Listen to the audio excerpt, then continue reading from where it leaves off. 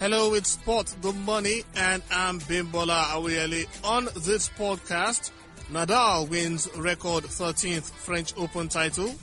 Hamilton equals Schumacher's record of 91 wins, and EPL condemns proposals to reform English football.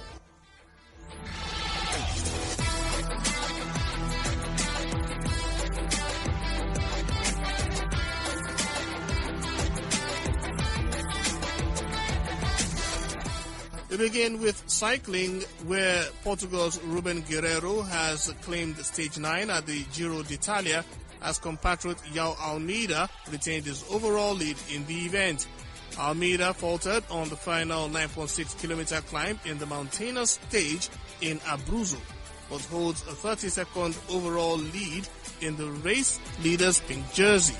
26-year-old Guerreiro claimed his first stage win after a tight battle in the rain against Spain's Jonathan Castroviejo. Guerreiro is the first Portuguese rider to win a stage on the Giro d'Italia since Acacio da Silva in 1989. He pulled away from the fellow breakaway rider Castroviejo in the last 300 meters of the final climb. Monday is the first rest day in the 21-stage race, which ends on the 25th of October. Tuesday's 10th stage will be a 177-kilometer mountain trek between Lanciano and Tortoreto. To tennis now, where Rafael Nadal produced one of his finest French Open displays to stun Novak Djokovic and equal Roger Federer's record of 20 Grand Slam men's titles. Nadal outclassed world number one Djokovic in a 6-love, 6-2, 7-5 win, which clinched a record-extending 13th title at the Roland Garros. 34-year-old Nadal responded with a flawless performance after questions were asked about his level. Nadal sealed victory after 2 hours, 41 minutes with a kicking ace out wide on his first match point, leaving the Spaniard laughing as he fell to his knees on the court where he has enjoyed unparalleled success. The defeat to 33-year-old top seed Djokovic meant it was the first time in 2020 he would lose a completed match. The defeat also meant Djokovic, who was bidding for an 18th Grand Slam title, lost ground on Nadal and Federer in their ongoing battle to finish with the most major wins. Roger Federer congratulated Nadal for equaling his record, and here's how Nadal responded to that. Thanks to Roger for the words. I think, as everybody knows, we have a very, very good relationship, and we respect each other a lot. And at the same time, in some way, I think he's happy when I'm winning. I'm happy when the things are doing.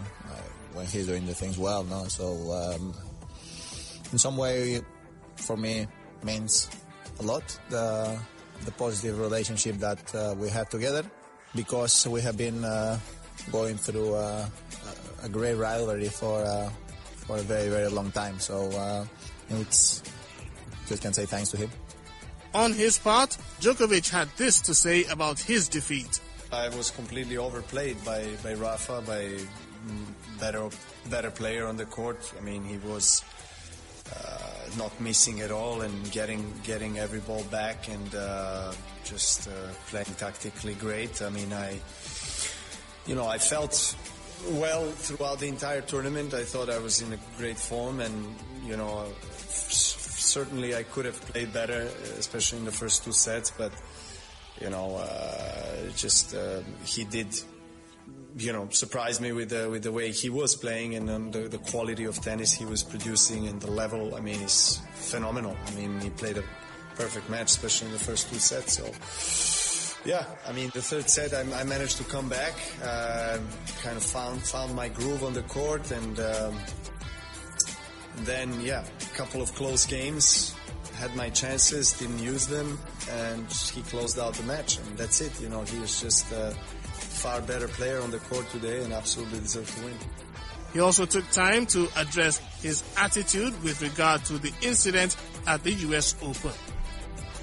in the greatest of defeats, you learn the greatest lessons. So as a tennis player, but as a person as well. And I'm trying really to nurture, so to say, that kind of a mindset. And there are people that, don't like maybe what I do on the court or off the court. I understand that I can't be liked by everyone, and that's fine. I think it's important to have an understanding of who you are and your position in this life, and be grateful and move on. In the women's category, Polish teenager Iga Swiatek completed a stunning rise by becoming the lowest-ranked woman to win the French Open after beating American Sofia Kenin. 19-year-old Swiatek is a former junior Wimbledon champion, but the world number 54's rise to Roland Garros history has been swift and surprising. She showed few nerves to beat 4th seed Kenin 6-4, 6-1, lifting the trophy without losing a set in the tournament. Swiatek is the first player from Poland to win a Grand Slam singles title. She is also the youngest French Open women's champion since Monica Seles lifted the Coupe Suzanne Lenglen in 1992. Here's how she responds to winning her first Grand Slam. Well, everybody's stressed when they're playing Grand Slam finals. I just knew that Sofia may also be stressed and that she's not a machine. So I was aware that we can both struggle, and we're not probably going to play our best tennis because it's hard with so much pressure. But I just did everything I've done in the previous rounds. I focused on technique and tactics, and I tried to get rid of expectations and just played one ball after another, and I didn't really care if I'm gonna lose or win, as I said yesterday. So really I think the main key was just keeping my expectations low. Kenin, on the other hand, blamed her defeat on nerves, her leg, and things not going her way.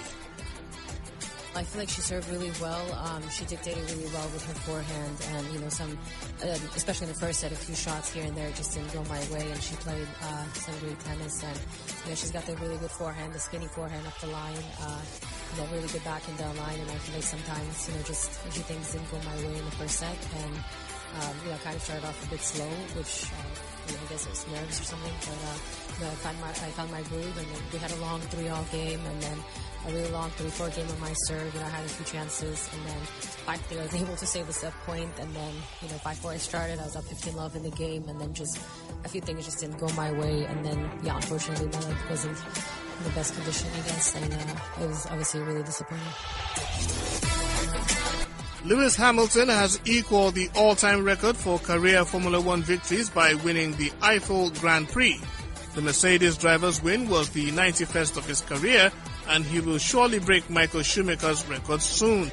Schumacher's son, Mick, presented Hamilton with one of his father's old helmets from his last F1 season with Mercedes in 2012 to recognize the achievement.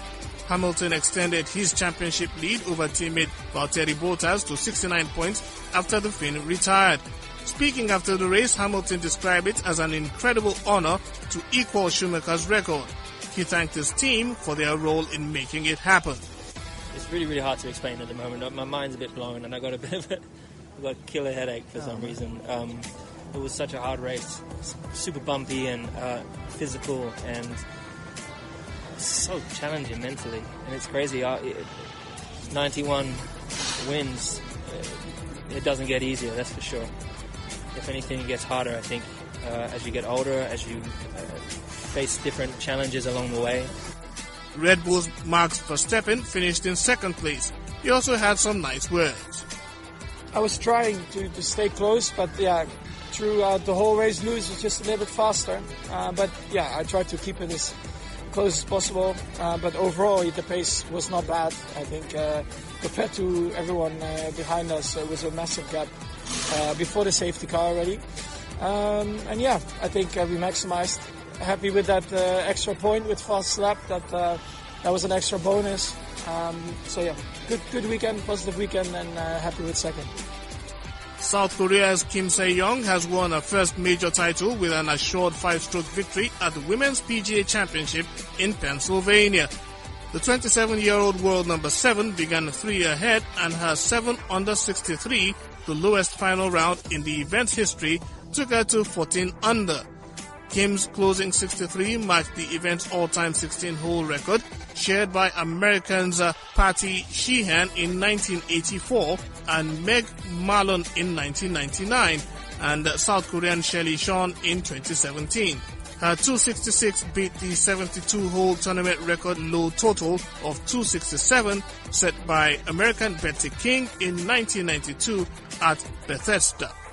Kim, who was a runner-up in this event in 2015, was also second at the 2018 Evian Championship and is the 26th player to make the event her major first victory, the 4th in 5 seasons.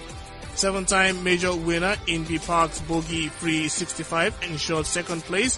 Britain's Charlie Hall posted a second successive round of 69 and shared 7th at 1 under.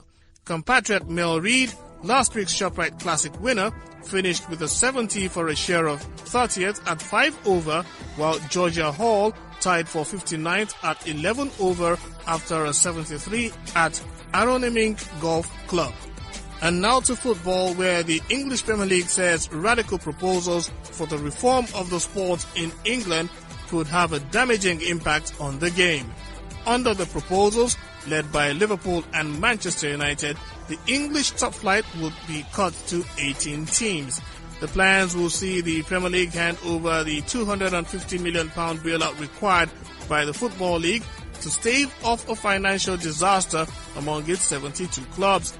The Premier League would also hand over 25% of its annual income to the EPL. Initial talks between Liverpool, United and the other Big Six clubs, Manchester City, Tottenham, Arsenal and Chelsea, have taken place with hope that an agreement can be reached. Here's Sky Sports' Anton Tului explaining Project Big Picture. Well, it's interesting. The Premier League released a statement in the last hour that they're saying that they're working with stakeholders, the FA, especially during the COVID-19 financial situation at the moment, to try to keep everybody happy. But it's interesting they come out fighting. If you look out, we've picked out a couple of parts from what they've said in their statement, and they've said, in the Premier League's view, a number of the individual proposals in the PAM published today could have damaging impact to the whole game, and we're disappointed to see that Rick Parry, chair of the EFL, has given his on-the-record support. The Premier League has been working in good faith with its clubs and the EFL to seek a resolution to the requirement for COVID-19 rescue funding. This work will continue. Now, it's interesting we picked that bit out, because one of the most appealing parts of this plan, as we said, is that basically all the revenues from the Premier League and the EFL, 25% of that would, according to this plan, go to EFL clubs, and £250 million of that would be advanced to EFL clubs. And obviously, during this financial crisis at the moment, that could be vital to even the survival, the safety of EFL clubs. And it's interesting because Rick Parry has come out and told The Telegraph, he said, "Do I genuinely believe this is for the greater good of the game as a whole? Absolutely." And that's what I think has slightly annoyed the Premier League. It's come out of the blue. Nobody really saw this one coming.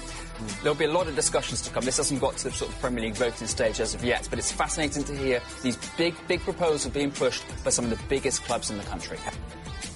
Nigeria and Napoli striker Victor Osimhen says his ambition is to one day win the African Footballer of the Year.